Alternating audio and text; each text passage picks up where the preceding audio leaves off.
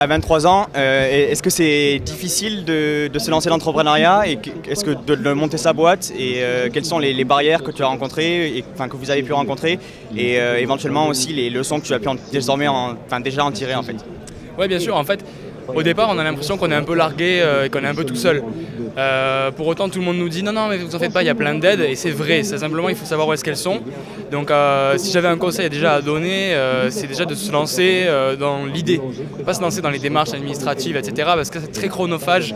Or, l'idée, il faut toujours la tester. Il y a des idées qui marchent, il y a des idées qui ratent. Il faut espérer que l'idée elle va marcher, mais pour ça, il faut le tester. Et une fois que vous avez la preuve et que tous les chiffres sont ouverts et que vous savez que votre idée elle va vraiment bien marcher, là, c'est là où il faut s'enquiquiner un peu avec toutes les démarches administratives. En parallèle, il y a certaines tips en fait qu'il faut garder et qu'il faut avoir en tête.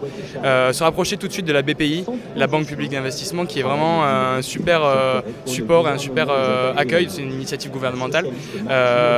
Ils peuvent toujours avoir des bons conseils et ils vous amènent vers aussi du financement, donc c'est super intéressant. Sinon, tout ce qui est démarche entrepreneuriale, moi je conseille de suivre une chaîne YouTube qui est la chaîne Coup d'État, donc de The Family. C'est des petites vidéos, comment pitcher, comment faire un business plan, etc. Et c'est très instructif. Voilà, donc c'est un format court mais très instructif. D'accord, donc vous avez lancé Guide Like You en février et là vous lancez actuellement une campagne de crowdfunding. Déjà, qu'est-ce que Guide Like You et quelles sont les prochaines étapes pour vous? Alors en deux mots, nous on est une plateforme de social marketplace, on met en relation des voyageurs avec des locaux. L'idée c'est que quand on va arriver dans une ville qu'on ne connaît pas, entre amis, on est 3 ou 4, là on va rencontrer un local qui a les mêmes passions que nous, ça peut être un sport, ça peut être le cinéma, ça peut être l'art contemporain, autant de passions qui peuvent exister. On va rencontrer cette personne et cette personne va nous amener directement dans les bonnes adresses, les endroits que lui il a l'habitude de fréquenter, ses repères, etc.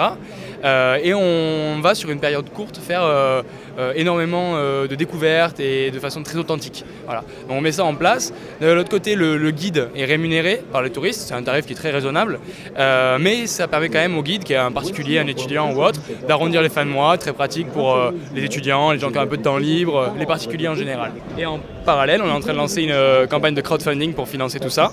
Donc tout est disponible sur le site internet, sur guidelikeyou.com, guide like you en français. On vous invite à aller sur le Facebook évidemment pour avoir plus d'informations ou sur la plateforme Travel Starter où on est en train de lancer la campagne aujourd'hui.